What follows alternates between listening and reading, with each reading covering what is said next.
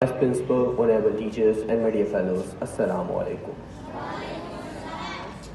The topic on which I am here to speak a few words is with a no need of introduction.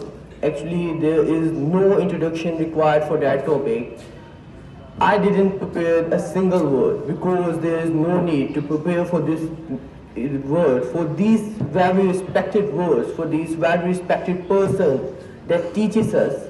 Yes, the topic that on which I am going to speak a few words is my amazing teacher.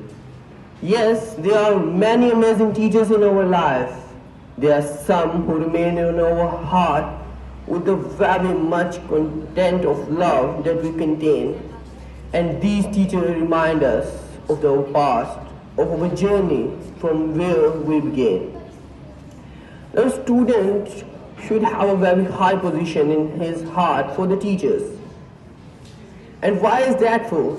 These are the very teachers who teaches us how to write even a single word. There are many amazing teachers in my life. Personally speaking, I have a lot of teachers who I would admire my entire life.